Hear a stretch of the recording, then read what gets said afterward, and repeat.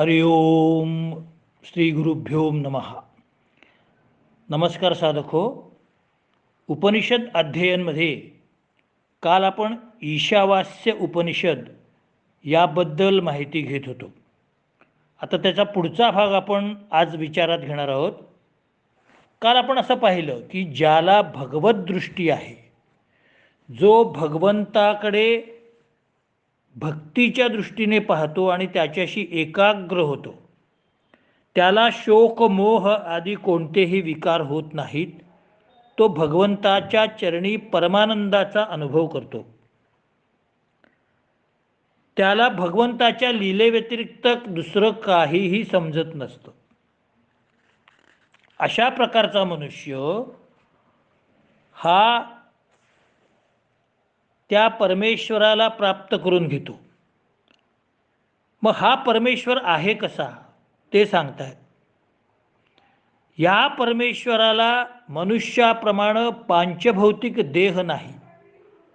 आयुर्वेदाच्या शास्त्राप्रमाणे मनुष्याचा देह हा पृथ्वी, आप, तेज, वायू, आकाश या पांचमहाभूतांनी बनलेला आहे आणि अधिक आत्मा असा षड्धात्वात्मक पुरुष असं आयुर्वेदात वर्णन आहे. थोडक्यात मनुष्याचं शरीर हे या 5 महाभूतापासून बनलेलं आहे. परंतु भगवंताचं तसं नाही. त्याला पांचभौतिक असा त्याचा देह बनलेला नाही. तो छिद्ररहित आहे, दिव्य आहे, शुद्ध आहे. त्याला षड्रिपू नाहीत. तो सगळं पाहणार आहे, सगळं जाणणार आहे. आणि त्याने प्राण्यांची आणि सृष्टीची रचना यथायोग्य केलेली आहे आणि त्यांची विभाग व्यवस्थासुद्धा यथायोग्य केलेली आहे. आता या ठिकाणी थोडासा खुलासा करतो. यथायोग्य व्यवस्था केलेली आहे याचा अर्थ काय? की ज्या प्राण्यांना जिथं राहणं आवश्यक आहे, ज्याला एन्व्हायरमेंटल कंडिशन असं आत्ताच्या शास्त्रामध्ये म्हटलं जातं, त्या ठिकाणी त्या त्या प्राण्यांची व्यवस्था केलेली आहे. माशाची रचना ही पाण्यात राहण्याच्या योग्यच केलेली आहे. कासवाला पाण्यातही राहता येतं आणि बाहेरही राहता येतं. मनुष्य प्राण्याला बाहेरच राहता येतं. अशा पद्धतीची प्रत्येक योनीची व्यवस्था ही भगवंताने केलेली आहे. हिंस्र प्राण्यांना जंगलातच राहण्याची त्यांनी व्यवस्था केलेली आहे. कारण त्यांचा जो आहार आहे तो त्यांना या जंगलातच मिळणार आहे. परंतु आता आपण जंगलतोड करतो आहोत म्हणून बिबट्यासारखे प्राणी आता निर्धास्तपणे मनुष्यवस्तीमध्ये यायला लागलेले आहेत. भगवंताने घातलेले सृष्टीचे नियम मनुष्य मोडायला लागलेला आहे. त्यामुळं या प्रकारच्या समस्या निर्माण झालेल्या आहेत. म्हणून उपनिषदाच्या अभ्यासाची गरज आहे. कारण उपनिषदामध्ये भगवंताचं कर्तृत्व सांगत असताना सृष्टीची रचना सांगितलेली आहे, सृष्टीमधल्या प्राण्यांची विभाग रचना सांगितलेली आहे आणि सृष्टीमधल्या 84 लक्ष योनीची व्यवस्था या भगवंताने कशी केलेली आहे हेही सांगितलेलं आहे. आणि हे जर मनुष्य प्राण्याला माहीत नसेल तर तो सृष्टीच्या नियमाच्या विरुद्ध जाईल आणि मग पर्यावरणाचा ऱ्हास होतो. हिंस्र प्राणी मानवी वस्तीत शिरतात, ते पाळीव प्राण्यांचा आहार करून घेतात आणि मग मनुष्याला अनेक समस्या निर्माण होतात. यानंतर सांगतायत, अत्यंत महत्त्वाचा मुद्दा सांगतायत, विद्या कशाला म्हणायचं आणि अविद्या कशाला म्हणायचं. मुळात विद्या हा शब्द कसा निर्माण झाला? विद धातू, चौथा गण परस्मैपद. विद म्हणजे जाणणे, ज्ञान करून घेणे, माहीत होणे, माहिती घेणे. या विद या, जो विषय असा आहे की त्याची माहिती करून घेणं आवश्यक आहे तो विषय म्हणजे विद्या. एखादा विद्यार्थी मेडिकलला कॉलेजला आहे तर त्याला वैद्यकीय शास्त्राचं ज्ञान माहिती करून घेण्याची गरज आहे. म्हणून त्याच्या दृष्टीने ती विद्या आहे. याचा अर्थ इंजिनिअरिंग ही विद्या नाही असा होत नाही. वैद्यकीय शास्त्री त्याची विद्या आहे, इंजिनिअरिंग शिकणाऱ्यांना ती इंग्रजी इंजिनिअरिंगची ही विद्या आहे. दुसरा कोणी भाषा शिकत असेल तर भाषा ही त्याची विद्या आहे.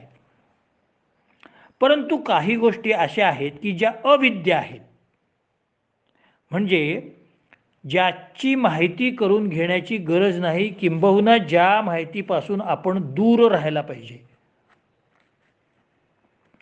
आता त्याचा खुलासा या पुढच्या भागामध्ये ते करत आहेत. जो मनुष्य भगवंताचं नामस्मरण करायचं सोडून आपल्या भोगामध्ये आसक्त होऊन राहतो, माझं धन, माझे पैसे, माझा बंगला, माझी गुरं, माझे शेत, हे सगळं करावं. धर्म अर्थ काम मोक्ष ह्या पुरुषार्थामध्ये आर्थिक प्राप्ती ही सांगितलेली आहेच, परंतु त्याबद्दल आसक्त राहू नये. परंतु आसक्त झालेला मनुष्य अविद्या या गोष्टीकडे जातो. म्हणजे ज्याचं ज्ञान करून घेण्याचा अतिरेक करतो. म्हणजे कसं, तर तो शेतात गेला, तर शेतात गेल्यानंतर त्याच्या झाडाला समजा आदल्या दिवशी 35 आंबे लागलेले आहेत, दुसऱ्या दिवशी 2-4 आंबे कमी झाले की लगेच तो आकांड तांडव करतो. कसे कमी झाले? ही अविद्या आहे. काही गरज नाही आहे, गेले 2-3 आंबे. ही आसक्ती आहे, ती अविद्या निर्माण करते. मग ही अविद्या काय करते? भगवंतापासून दूर ठेवते, भोगवादी बनवते आणि पूर्णपणे मनुष्याला संसारात बुडवून टाकते. आणि मग एकदा तो मोहात पडला की मग त्याला अनेक प्रकारच्या इच्छा निर्माण होतात. त्या इच्छांची पूर्ती झाली नाही की क्रोध निर्माण होतो. क्रोधात भवती सम्मोहात, सम्मोहात स्मृतिभ्रंशः, स्मृतिभ्रंशात बुद्धिनाशो, बुद्धिनाशात प्रणश्यती. भगवद्गीतेमध्ये असं सांगितलं आहे. मोहाची प्राप्ती झाली नाही की क्रोध निर्माण होतो. क्रोध निर्माण झाला की स्मृतिभ्रंश निर्माण होतो, आणि स्मृतिभ्रंश निर्माण झाला की मनुष्याची बुद्धी बिघडते आणि त्याचा सर्वनाश होतो. हे सगळं जर टाळायचं असेल तर मुळात मोह सोडला पाहिजे. एखादी व्यक्ती अथवा वस्तू ही माझीच व्हायला पाहिजे असा मोह झाल्यानंतर मनुष्य अस्वस्थ होतो. आणि मग अस्वस्थ झाल्यानंतर त्याची मानसिक अवस्था बिघडते. त्यातून अनेक प्रकारच्या समस्या निर्माण होतात. डिप्रेशन निर्माण होतं, आत्महत्या होतात. परंतु तो जर मोहातच पडला नाही तर तो सरळ मार्गाने आपलं कर्तव्य कर्म करतो आणि भगवंताच्या नामस्मरणाकडे लक्ष देतो, जे शाश्वत आहे, जे विद्यास्वरूप आहे. आता ही अविद्या म्हणजे काय हे आपण बघितलं की भगवंताचं नामस्मरण करण्याचं सोडून जो लोभ, मोह, क्रोध यामध्ये गुंतलेला आहे, त्याचाच विचार करतो आहे, ती अविद्या आहे. क्रोध जाणण्याचं काही कारण नाही आहे, मोह जाणून घेण्याचं काही कारण नाही आहे, कारण तिकडे जायचंच नाही आहे आपल्याला. ज्या गावाला आपल्याला जायचं नाही त्या गावाचा रस्ता आपण विचारत नाही, अशी एक जुनी म्हण आहे. तसं षड्रिपूंच्या मार्गाला आपल्याला जायचं नाही तर तो विषय अविद्या म्हणूनच राहू दे ना,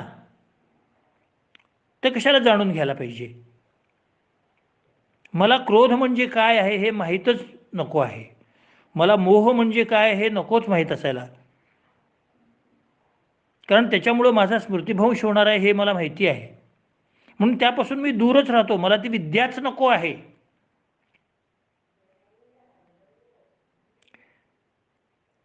म्हणून तुमच्या हातामध्ये जर चाकू दिलेला आहे तर त्या चाकूने कसं मारायचं ह्याची विद्या मला नको आहे, ती अविद्या आहे. त्याच्यामुळे मी हिंसा करणार आहे आणि मी पापाचा धनी होणार आहे. याला म्हणायचं अविद्या. आणि मग विद्या कशाला म्हणायचं? निरनिराळ्या शास्त्रांचं वाचन करून, ज्ञान संपादन करून, वेद, पुराण, संहिता, भगवद्गीता, भागवत, पुराण, उपनिषद यासारख्या, ज्ञानेश्वरी, तुकारामांची गाथा, दासबोध, एकनाथ महाराजांचं भागवत, आपण ज्या भाषेत आहोत त्यांचा, आता कन्नडांचं दास साहित्य, कानडी लोकांचं, पुरंदरदास, कनकदास, विजयदास यांनी लिहिलेलं, बसवेश्वर महाराजांचं दास साहित्य, हे ज्ञात करून घेणं ही विद्या आहे. कारण ह्याच्यामुळं आपलं नुकसान तर नाहीच, पण उलट हा ज्ञानाचा विषय समजून घेतल्यानंतर यामुळं आपल्याकडून चांगली कामं होणार आहेत, आपल्याकडून भगवंताची सेवा होणार आहेत आणि हेच ज्ञान सत्य आणि शाश्वत आहे हे आपल्याला वाचल्यानंतर त्याची अनुभूती येणार आहे. अविद्येमुळे आपण रौरव आणि कुंभीपाक अशा नरकामध्ये जाऊ शकतो असं उपनिषद सांगतं. अशा घोर नरकामध्ये पडायचं नसेल तर अविद्येपासून दूर राहायचं आहे. भगवंताचं यथार्थ ज्ञान करून घेणं ही विद्या आहे. मग ही विद्या म्हणजे काय आहे की विचाराने वागणं, विनयशील वागणं, भोगाचा पूर्ण त्याग करणं, पवित्र जीवन जगणं, भगवंताच्या चिंतनामध्ये संलग्नता ठेवणं. संलग्नता म्हणजे काय? आज चिंतन करायचं, उद्या सोडून द्यायचं, परत दर रविवारी करायचं असं नाही. ही जी चिंतनशीलता आहे ह्याच्यामध्ये सातत्य असलं पाहिजे. सातत्य नसेल तर पुन्हा मोहाच्या दिशेने जाण्याची शक्यता निर्माण होते. राग, द्वेष, कामना ह्या गोष्टींना दूर ठेवणं ही विद्या आहे आणि त्यांना जवळ करणं ही अविद्या आहे. दुर्गुण आणि दुराचार ही अविद्या आहे आणि त्याच्यापासून दूर राहणं ही विद्या आहे. मग समजा आपल्याला अविद्या ही निर्माण झालेली आहे आपल्या मनात, मग त्या अविद्येला दूर कसं ठेवायचं? तर जसं तुम्हाला मी एक उदाहरण देतो. जसं एखाद्या पेशंटला इन्फेक्शन झालेलं असतं कोणत्या तरी जंतूचं, मग डॉक्टर काय करतात? अँटीबायोटिक्स देऊन ते इन्फेक्शन दूर करतात आणि इन्फेक्शन दूर केल्यानंतर त्याची प्रकृती सुधारते. तसं अविद्येचं हे जे इन्फेक्शन आहे हे भगवंताच्या चिंतनाने, भगवंताच्या स्वरूपाचं नित्य मनामध्ये आपण दर्शन घेतल्याने, चांगली शास्त्र वाचल्याने, ग्रंथ वाचल्याने ही अविद्या दूर होणार आहे. ही सगळी अविद्येची अँटीबायोटिक्स आहेत. ही एकदा अविद्या दूर झाली की मग त्या अविद्येची जागा विद्या घेते. त्यातला निघून जातो, अँटीबायोटिकचा निघून जातो आणि मग विद्याच निर्माण होते. आणि मग एकदा या विद्येची लालसा निर्माण झाली, लालसा ठेवायची तर विद्येची ठेवायची. एकदा विद्येची लालसा मनामध्ये निर्माण झाली की आपण अविद्येकडे जातच नाही. मग अशा प्रकारचा पुरुष हा चांगली कामं करतो आणि ही विद्या ही लहानपणापासून आईवडिलांनी द्यावी लागते. त्यालाच संस्कार असं म्हणतात. आणि हे जे संस्कार आहेत ते लहानपणापासून जर बिंबवले तर तो अविद्येकडे झुकणारच नाही. त्याच्या मनामध्ये केवळ विद्या, विद्या आणि विद्याच राहील. ज्या गोष्टींचं ज्ञान करून घेणं आवश्यक आहे त्या गोष्टीच फक्त त्याच्या मनामध्ये घर करून राहतील. मग शास्त्र असेल, गणित असेल, भाषा असेल, व्याकरण असेल, मीमांसा असेल, तर्क असेल, खगोलशास्त्र असेल, जे काही त्याचा आवडीचा विषय असेल तो, क्रीडा क्षेत्र असेल, कला क्षेत्र असेल, ह्या सुद्धा सगळ्या विद्या आहेत. भारतीय अभिजात संगीत हे अध्यात्मापर्यंत नेणारं आहे. एखादा भीमसेन जोशी सलाम पंडितजींसारखा एखाद्याने सूर लावला तर तो आपल्याला विठ्ठलापर्यंत घेऊन जातो, कारण इतकी तल्लीनता त्याच्यामध्ये निर्माण होते. ते स्वर असतात हे ब्रह्मस्वर असतात. नारदांच्या हातात जी वीणा आहे ती ब्रह्मवीणा आहे, ती विष्णूंनी दिलेली आहे आणि त्याच्यामधून हे 7 स्वर सारे गम पधनी हे निर्माण झालेले आहेत. आणि या स्वरांच्या मार्गाने आपण भगवंतापर्यंत पोचू शकतो. म्हणून भारतीय अभिजात संगीताला आध्यात्मिकतेची जोड आहे. त्यानंतर पुढं या ईशावास्य उपनिषदामध्ये कर्म आणि अकर्म या गोष्टी सांगतायत. जो मनुष्य विद्यासंपन्न होतो, आता मी तुम्हाला विद्या मगाशी सांगितलेली आहे, अशा प्रकारचा विद्यासंपन्न झाल्यानंतर तो चांगलं कर्म करतो, सुकर्म करतो आणि मग तो कर्माच्या तत्वाला जाणतो. कर्माच्या तत्वाला जाणतो म्हणजे काय? मी हे कर्म केल्यानंतर त्याचा परिणाम काय होणार आहे हे तो जाणतो. आणि जो अविद्या ग्रहण केलेला असतो, जो अविद्येच्या मार्गाने जात असतो, तो कुकर्म करतो, वाईट कर्म करतो, दरोडा घालतो, चोरी करतो, खून करतो, मारामाऱ्या करतो, आणखी करू नये ते सगळ्या गोष्टी करतो. आणि मग तो इहलोकामध्ये सुद्धा त्याला त्रास होतो आणि परलोकामध्ये गेल्यानंतर तो वाईट अशा नरकामध्ये पडतो, कारण तो कर्माचं तत्व जाणत नाही. किंबहुना अविद्येचा एवढा त्याच्या मनावरती पगडा असतो की त्याला सत्कर्माची महती समजत नाही आणि सत्कर्माच्या मार्गाने जाण्याची इच्छा होत नाही. सत्कर्माचं तत्व जाणून घेण्याची त्याला आवश्यकता वाटत नाही. मग कुकर्माचं काही तत्व आहे का? आहे. कुकर्माचंही तत्व आहे. सत्कर्माचं काय तत्व आहे? चांगल्या कर्माचं तत्व आहे की तुला चांगली फळं मिळतील, तुझं मन शांत राहील, तुझं आरोग्य शांत राहील, तुझी मानसिक स्थिती शांत राहील, तुझ्या घरामध्ये शांतता राहील. तू नित्य पूजा पाठ ध्यान असं करत असशील, मंत्र तंत्र स्वच्छता, तर तुझ्या घरामध्ये शांती नांदेल. पण तू जर कुकर्म करत असशील, घरामध्ये शिव्यागाळी अपशब्द वापरत असशील, तर तुझ्या घरामध्ये कधीच शांती असणार नाही.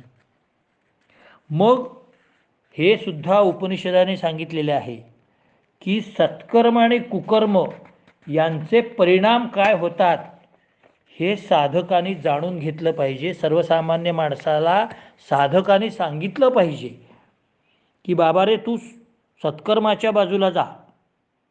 आणि मग संतांनी आपल्याला हेच सांगितलेलं आहे. संतांनी हा सगळा अभ्यास केलेला आहे. ही उपनिषदं अनेक संतांनी वाचलेली आहेत, ऋषीमुनींनी वाचलेली आहेत. एक गोष्ट लक्षात ठेवली पाहिजे की आपले जे पूर्वीचे ऋषीमुनी होते ते नुसतं जंगलातच राहत नव्हते. ते नगरामध्ये येऊन लोकांमध्ये पुराण प्रवचन करत होते. राजाच्या पदरी हे गुरु म्हणून राहायचे. दशरथ राजाच्या पदरी वसिष्ठ ऋषी होते.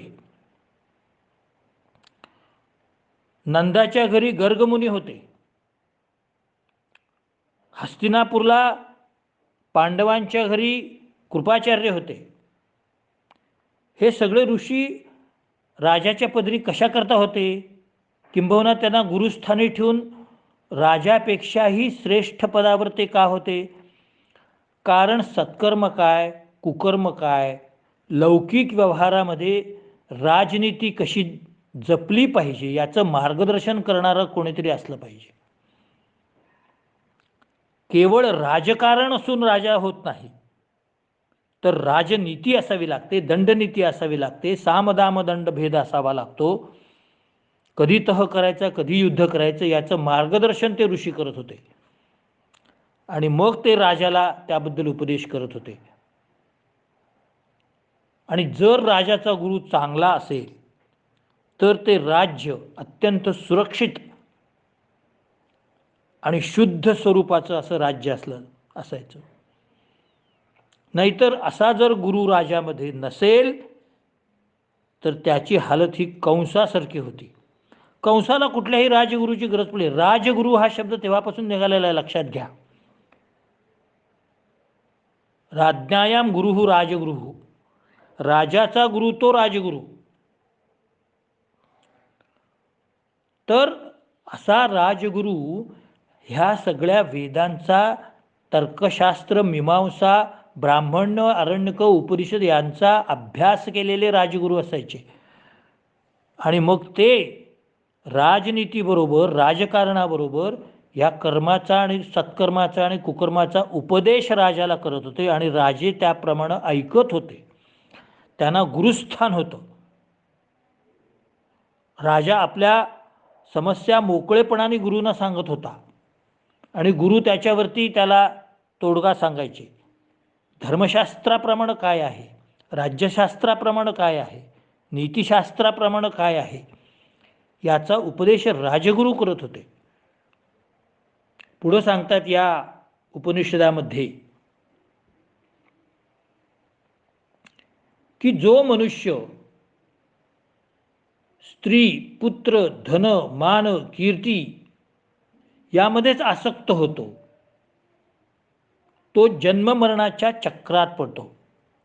अस्थिरम जीवितम लोके अस्थिरम धनयौवनम अस्थिरम पुत्रदारादी धर्मकीर्ती द्वयम स्थिरम. अत्यंत सुंदर श्लोक सांगितला आहे. हे जीवित अस्थिर आहे. धन, यौवन, पत्नी, मुलं हे सगळं अस्थिर आहे. मग स्थिर काय आहे? धर्म आणि कीर्ती ह्या दोनच गोष्टी स्थिर आहेत. एखादा मनुष्य मृत्यू पावल्यानंतर लोक विचारत नाहीत की ह्याचा बँक बॅलन्स किती आहे, ह्याचा बंगला किती चौरस मीटर आहे. लोक काय चर्चा करतात? हा मनुष्य कसा होता, धार्मिक होता की अधार्मिक होता, पुण्यवान होता की पापी होता, अरे ह्याने मला मदत केली बरं का त्यावेळेला, अशी आठवणी काढतात. हो खूप चांगला बोलायचा बरं का, हो सगळ्यांशी चांगले संबंध ठेवून होता. मग ह्याच गोष्टी स्थिर आहेत. आज हजारो शेकडो वर्ष झाली तरी संत ज्ञानेश्वर महाराज, तुकोबाराय, एकनाथ महाराज, नामदेव महाराज ह्यांचं वाङ्मय अजूनही घराघरामध्ये आहे. कारण धर्म आणि कीर्ती ह्या दोन्ही गोष्टी त्या लोकांनी मिळवलेल्या आहेत. काल ऐकलेलं सिनेमाचं गाणं आपण आज विसरून जातो, पण आज 500 वर्ष झाले तरी हरिपाठ चालू आहे. अनेक घरांमध्ये रोजच्या रोज हरिपाठ चालू आहे. याचं कारण काय? ह्या गोष्टी स्थिर आहेत. जन्ममरणाच्या फेऱ्यामध्ये जर अडकायचं नसेल तर माझं धन, माझी पत्नी, माझी मुलं, माझा बंगला, माझं शेत यापासून पहिल्यांदा दूर राहायला पाहिजे. आणि पुढं मग वर्णन करतायत की सत्फल आणि कुफल हे काय आहे. सत्फल म्हणजे काय? तू जर चांगलं कर्म केलं असशील आयुष्यात तर तुला सत्फल मिळणार आहे. साधकाने आयुष्यामध्ये चांगलं कर्म केलं तर त्याला इहलोकामध्ये चांगलं फळ मिळणार आहे. म्हणजे तो सगळ्यांशी चांगले संबंध ठेवून असला, सगळ्यांशी चांगलं वागणार असला, दुसऱ्यांना मदत करणार असला तर लोकही त्याच्यावेळेला त्याला मदत करतात. हे सत्फल झालं. चांगलं बी पेरलं चांगलं पीक येईल, कुजकं बी पेरलं तर कुजकं बी येईल. बी भाजलेलं असलं तर उगवत नसतं. म्हणून क्रोध हा मनामधली बीज भाजणारा आहे. मग चांगल्या भावना उत्पन्न होणार कशा? चांगल्या भावनांचं बीज मनामध्ये रोवायचं असेल तर मनाची मशागत करणं आवश्यक असतं. त्याच्यासाठी चांगलं कर्म करावं लागतं, मग चांगलं फळ मिळतं. आणि तू जर कुकर्म करत असशील, लोभामध्ये पडत असशील, छोट्या छोट्या गोष्टीसाठी भांडत असशील, संघर्ष करत असतील, तर लोक काय भांडखोर आहे म्हणून तुला सोडून देतील, तुझा मार्ग सोडून देतील, तुझ्याशी मैत्री करणार नाहीत, तुला मदतही करणार नाहीत. आणि मग तू एकटा पडशील, चिडचिड करशील, क्रोधाविष्ट होशील, लोभाविष्ट होशील, भगवंताला विसरून जाशील, व्यसनाधीन होशील, एकलेपणा तुला छळेल आणि मग तू एका विचित्र अशा मानसिक अवस्थेमध्ये पुन्हा कुकर्म करायला प्रवृत्त होशील. बघा उपनिषदामध्ये किती खोलवर विचार केला आहे मानवी जीवनाचा. उपनिषदामध्ये नुसतं कोरडं तत्त्वज्ञान सांगितलेलं नाही आहे, हे प्रॅक्टिकल तत्त्वज्ञान सांगितलेलं आहे. पुढं सांगतात, ज्ञानी मनुष्याने आपलं कर्तव्य समजून घेतलं पाहिजे. ज्ञानी मनुष्याचं कर्तव्य काय आहे? देवता, पितर, शुचिर्भूत ब्राह्मण, विद्वान, आईवडील, गुरु आणि ज्ञानी मनुष्यांची पूजा करायला पाहिजे. पूजा करायला पाहिजे म्हणजे काय? त्यांचा आदर सत्कार करायला पाहिजे. असं केलं तरच त्याचं फळ त्यांना चांगलं मिळणार आहे. आज परिस्थिती आपण काय बघतो? आपण खूप म्हणतो मातृदेवो भव, पितृदेवो भव, असं लहानपणी शिकवलेलं असतं. पण आपण मोठे झालो, लग्न झालं की त्याच आईवडिलांना आपण वृद्धाश्रमात ठेवतो. जोपर्यंत भारतातले वृद्धाश्रम बंद होत नाहीत, तोपर्यंत भारत खऱ्या अर्थाने सुसंस्कृत झाला असं म्हणता येणार नाही. उपनिषदात सांगितलेलं आहे की आई वडील, आचार्य, मातृदेवो भव, पितृदेवो भव, आचार्य देवो भव सांगितलेलं आहे. आपण करतो का हे? नाही करत. आईच्या नावाचा उपयोग अर्वाच्य शब्द वापरण्यासाठी आपण करतो. सकाळी उठल्यानंतर आईवडिलांना नमस्कार करायला पाहिजे. ज्या आईवडिलांनी आपल्याला जन्म दिलेला आहे, ज्याचं पालनपोषण केलेलं आहे, आपल्यासाठी आई रात्रभर जागलेली आहे, आपल्या आजारपणामध्ये तिने स्वतःच्या आहार विहाराकडे लक्ष दिलेलं नाही आहे, तिने मोठं केलेलं आहे. त्या आईला जर आपण 60व्या वर्षी वृद्धाश्रमाची वाट दाखवत असलो तर आपण हे फार मोठं कुकर्म करतो आहोत आणि आपल्याला नीच योनीमध्ये जन्म मिळणार आहे आणि आपल्याला अत्यंत वाईट असा नरक प्राप्त होणार आहे. हे सगळ्यांनी लक्षात ठेवावं.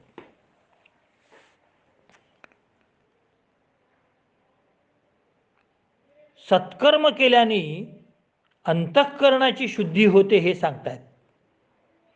अंतःकरणाची शुद्धी होते म्हणजे मनामध्ये, आज ज्याला आपण पॉझिटिव्ह थिंकिंग म्हणतो, हेच अंतःकरणाची शुद्धी आहे.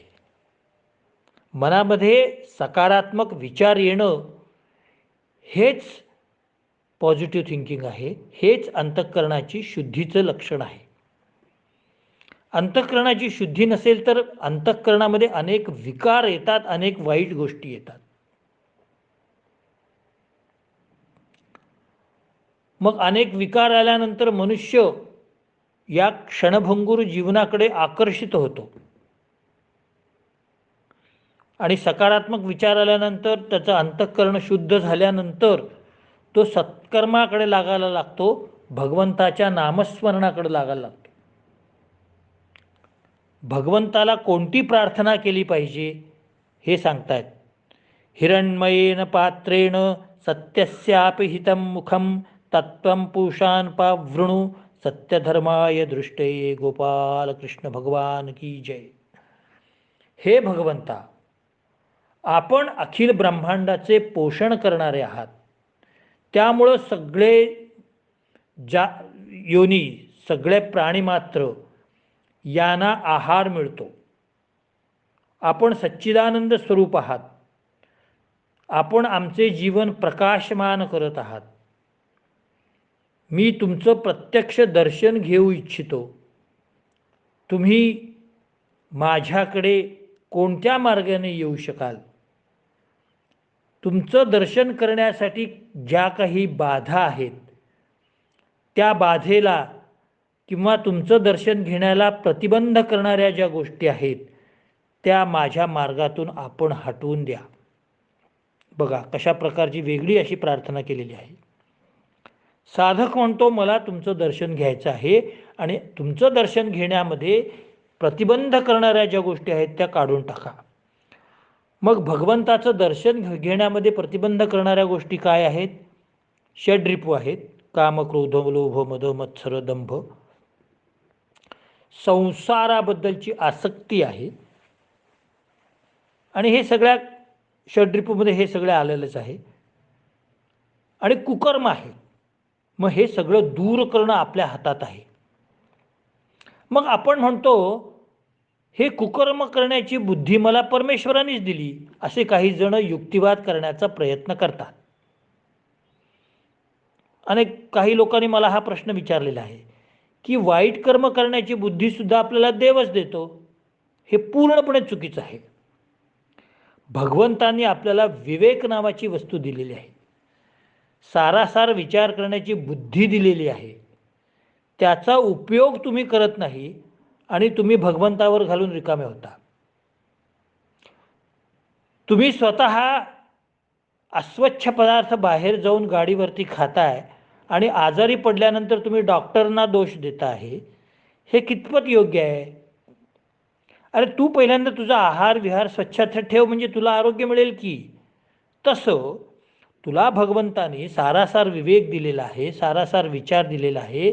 त्या सद्बुद्धीचा विचार करून त्या सद्बुद्धी कसाला लावून तू योग्य ते कर्म कर ना.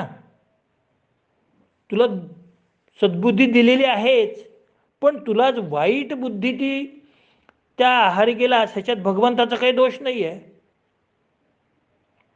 एके ठिकाणी खूप मोठी यात्रा जत्रा भरलेली आहे. देऊळ सजवलेलं आहे, देवळाला लाइटिंग केलेलं आहे, तिथं पूजा अर्चा वगैरे यज्ञ होम चालू आहे. एका बाजूला सगळीकडे दुकानं मांडलेली आहेत आणि एका बाजूला त्याच गावामध्ये काही तमाशा लागलेला आहे. आता 3 प्रकारचे लोक आहेत लक्षात घ्या. सात्विक, राजस आणि तामस. सात्विक मनुष्य काय करेल? देवालयात जाईल, देवाचं दर्शन घेईल, तिथं काही त्याला काय सेवा करायची असेल तर करेल आणि परत निघून येईल. राजस व्यक्ती काय करेल?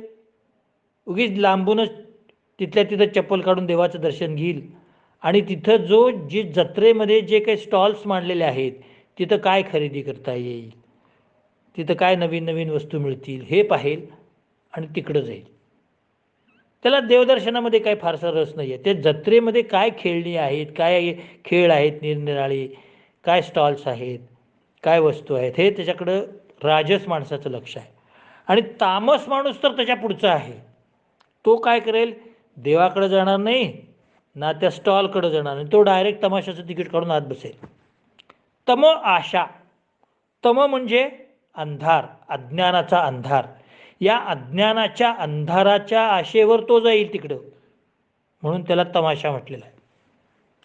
मग हे सत्कर्म करायची बुद्धी तिघांनाही भगवंताने दिलेलीच आहे. परंतु एकाने आपला सात्विक गुण वाढवलेला आहे, एकाने राजस गुण वाढवलेला आहे आणि एकाने तामस गुण वाढवलेला आहे. ही प्रवृत्ती वाढली कशी? कारण लहानपणी संस्कार झालेले नाही आहेत आणि वाईट कर्माला ते लोक लागलेले आहेत. म्हणून भगवंताची प्रार्थना रोज जर याप्रमाणे आत्ता मी सांगितली त्याप्रमाणे केली की तुझं दर्शन घेण्यासाठी जे काही प्रतिबंध करत आहेत त्या प्रतिबंधाला तू दूर कर, मला तुझ्यापर्यंत यायचं आहे. मग भगवंत काय सांगतात की हे भक्ता तू काय कर. पुढच्या भागामध्ये या उपनिषदात असं सांगतायत की हे भक्ता तू काय कर, तू पहिल्यांदा षड्रिपूचा त्याग कर.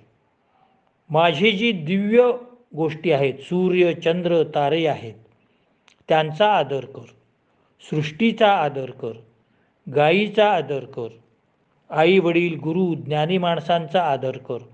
मग तुझ्या आणि माझ्यामधले निर्बंध आपोआप हटतील. त्याला दुसरं काही करायची गरज नाही.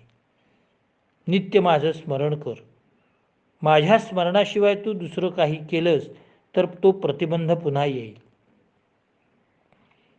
तू काय कर, तुझं शरीर हे पंचमहाभूतापासून बनलेलं आहे. त्या स्थूल शरीराकडे तू लक्ष देऊ नकोस.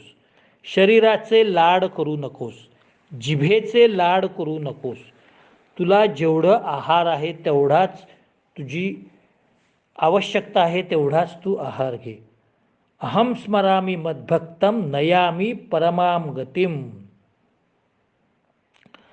अरे तू इतकं चांगलं वाग, इतकं चांगलं वाग की मी तुझं स्मरण केलं पाहिजे.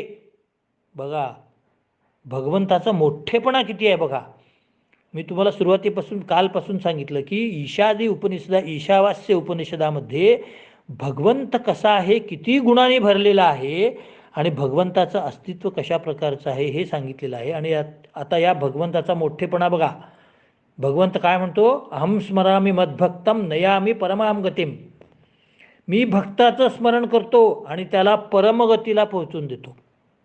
म्हणजे आपण देवाचं स्मरण केल्यानंतर देव आपलं स्मरण आपोआप करतो. देवाला सांगायला लागत नाही माझं स्मरण कर म्हणून. बघा देव भक्ताचं स्मरण करतो. हा देवाचा किती मोठेपणा आहे. जसं एखाद्या शाळेमध्ये 4-5 वर्षापूर्वी अत्यंत हुशार विद्यार्थी होऊन गेलेले असतात. शिक्षकांना ते विद्यार्थी चांगले लक्षात असतात. अरे तो 85 सालचा विद्यार्थी ना, बघ तो केवढा मोठा झाला आहे आता. तसं भगवंताला त्याचे लाडके भक्त हे नेहमीच स्मरणात राहतात. तुम्हाला एक उदाहरण सांगतो मी. थोडासा आज वेळ घेणार आहे मी. मला कल्पना आहे की आता 36 मिनटं होऊन गेलेली आहेत. अजून एक 5 मिनटं मी तुमची घेणार आहे. आता संपत आला हा उपनिषद संपत आलेला आहे. एकदा राम काहीतरी यादी करत बसले होते, प्रभू रामचंद्र. आणि त्या ठिकाणी नारद आले. त्यांनी रामाला विचारलं, हे प्रभू तुम्ही कुणाची यादी करत आहात? राम म्हणाले की जे माझं नित्यस्मरण करतात जे भक्त, त्यांची मी नावं लिहितोय. मग नारद म्हणाले मी बघू का यादी? राम म्हणाले बघा. नारदाने बघितलं आणि नारदांना अत्यंत आश्चर्य वाटलं की त्या यादीमध्ये पहिलं नाव हे हनुमंताचं असलं पाहिजे अशी त्यांची अपेक्षा होती. पण हनुमंताचं नावच नव्हतं त्या यादीमध्ये. वास्तविक हनुमंत हा नित्यपणाने रामाचं नाम जप करणारा होता. मग नारदच शेवटी, ते पत्रकार कळीचा नारद, ते तडक गेले हनुमंताकडे. म्हणाले हनुमंत काय आहे? हनुमंत मारुती म्हणाला काय झालं?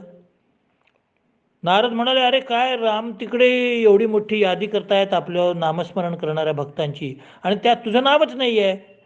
काय, मला फार वाईट वाटलं म्हणाले नारद.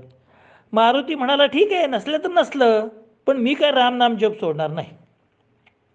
त्यांनी यादीत लिहावं म्हणून मी काय नामाचा जप करत नाही. मी माझा जप मी करणारच आहे. नारद परत निघून आले. काही दिवसांनी पुन्हा एकदा ते रामाकडे गेले. तेव्हा प्रभू रामचंद्रांकडे आणखीन एक लिस्ट होती वेगळी. नारद म्हणाले आता काय लिहिताय? तर प्रभू रामचंद्र म्हणाले मी ज्यांचं स्मरण करतो त्यांची ही यादी आहे. नारदांना आश्चर्य वाटलं. म्हणाले प्रभू रामचंद्र तुम्ही स्मरण करतोय? हो म्हणाले, माझ्या भक्तांचं मी स्मरण करतो. अहम भक्त पराधीनः, मी फक्त भक्तांच्या अधीन आहे.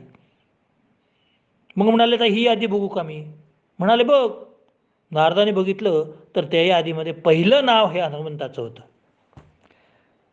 म्हणजे इकडं रामनामाचा जप हनुमान करत होते, परंतु ज्यांचा जप श्रीराम करत होते त्यामध्ये पहिलं नाव हे हनुमंताचं होतं. म्हणून अहम स्मरामी मद्भक्तम नयामी परमाम गतिम असं उपनिषदात भगवंत म्हणतायत की मी माझ्या भक्तांचं स्मरण करतो आणि त्यांना चांगल्या गतीला पोहोचतो. त्यांना वाईट योनीमध्ये जाऊ देत नाही, त्यांना मी मुक्ती देतो. अशा प्रकारे भगवंतांनी आश्वासित केलेलं आहे की तुम्ही जर षड्रिपू सोडाल, तुम्ही जर सत्कर्म कराल, तुम्ही अविद्या सोडून विद्येच्या मार्गाला लागाल आणि माझं स्वरूप ध्यानामध्ये ठेवाल तर, आणि मी तुमचं माझं नामस्मरण कराल तर एक दिवस असा येईल की मीच तुमचं नामस्मरण करीन आणि मी तुम्हाला चांगल्या गतीला पोहोचून देईन. मग साधक म्हणतो, शेवटी सांगतायत, साधक अग्निदेवतेची प्रार्थना करतायत, हे अग्निदेवता मी तुला शरण जातो. अग्निदेवतेला का शरण जातो? की माझी जर काही पापं झाली असतील तर ती भस्म करून टाक बाबा. नको, ती माझी पापं मी बरोबर घेऊन जाणार नाही. मी तू म्हणशील ते करायला तयार आहे, पण हे अग्निदेवता तू माझी वाईट कर्म, माझी पापं, माझ्या मनातले वाईट विचार हे सगळे भस्म करून टाक. साधक हा योग्य माणसाकडे गेलेला आहे, लक्षात घ्या. योग्य अग्निदेवताकडे गेलेला आहे. आणि मग हा जो अग्नी जो आहे, अग्नी हा जन्मतःच पवित्र आहे. आजकाल आपण जे स्टरलायझेशन म्हणतो, ऑपरेशन थिएटरमध्ये जी यंत्रसामुग्री वापरली जाते ती पहिल्यांदा त्या मशीनमध्ये घालून ती अत्यंत उष्ण केली जातात, अत्यंत तापवली जातात की ती निर्जंतुक व्हावीत. ही जशी निर्जंतुक होतात तसं मनुष्याचं पाप हे अग्नीने निष्पाप करतं. पापयुक्त किंवा कुकर्मयुक्त जंतूंचा नाश करणारं हे अग्निदेवता आहे. आणि मग अग्निदेवतेकडे या शेवटच्या मंत्रामध्ये हा साधक गेलेला आहे. या ठिकाणी साधकांचंच वर्णन आहे. हे उपनिषदांचं वैशिष्ट्य आहे की त्यांनी साधकाशीच हा संवाद साधलेला आहे, किंवा साधकांनी ऋषीमुनी आणि त्यांच्या शिष्यांशी संवाद साधलेला आहे. की साधक म्हणतो शेवटी की हे अग्नी, भगवंतानी मला आता शक्ती दिलेली आहे, भगवंतानी मला आता चांगला मार्ग सांगितला आहे, त्याच्या माझ्या दर्शनामध्ये येणारा प्रतिबंध कसा हटवायचा हे सांगितलेलं आहे. तर आतापर्यंत मी जर काही पापकर्म केली असतील तर ती जाळून टाक आणि वाईट विचार माझ्या मनातले जाळून टाकून मला भगवंताच्या मार्गापर्यंत नेऊन सोड. या ठिकाणी ईशावास्य उपनिषद संपलेला आहे. आता शेवटी पुन्हा एकदा शांतीपाठ म्हणतात. तो मी सुरुवातीला त्याचा अर्थ आपल्याला सांगितलेलाच आहे.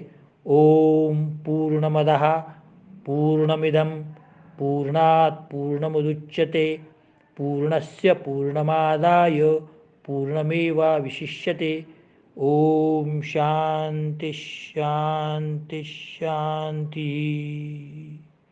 हरि ओम. आता उद्याच्या अध्ययनामध्ये आपण केनोपनिषद पाहणार आहोत. धन्यवाद.